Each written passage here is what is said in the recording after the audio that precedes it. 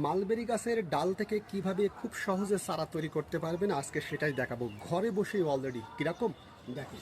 আমি একটা ডাল কিন্তু অলরেডি নিয়ে নিয়েছি, দেখছেন লম্বা সাইজের। কেটেছি কোথা থেকে দেখেন, এইখান থেকে কিন্তু কেটে নিয়েছি এবং এই পাতাগুলো আমি একটু ছাড়িয়ে নেব। ভালো করে একটু খেয়াল করবেন, খুব সহজে মালবেরি গাছের ডাল থেকে আপনি চারা তৈরি করতে পারবেন। কতটুকু নেব? 1 বিঘে পরিমাণ। কী ধরনের ডাল আমি নিয়েছি? আঙুলের মতো মোটা, এরকম আঙুলের মতো একটু মোটা হলে কিন্তু হবে একটু বয়স্ক ডাল। এবার দেখেন 1 বিঘে পরিমাণে এইখান থেকে কিন্তু পালসি বের হবে। আমি কিন্তু মাছ বরাবর কেটে নিয়েছি। আর কাটা অংশে যে কোনো হলুদের গুঁড়ো অথবা যে কোনো ছত্রাকনাশক একটু পেস্ট আকারে করে এখানে একটু লাগিয়ে দিবেন, যাতে ছত্রাকজনিত সমস্যা না আসে। এটাই হচ্ছে বিষয়। এবার কিভাবে করবেন চারা তৈরি? সাধারণ মাটি নেবেন, অর্ধেক অর্ধেক জৈব সার নেবেন, আর কিছুই আপনাকে নিতে হবে না। তবে পাত্রটা হবে ছোট, যে কোনো মাটির পাত্র অথবা যে কোনো ছোট সাইজের একটা ব্যাগ।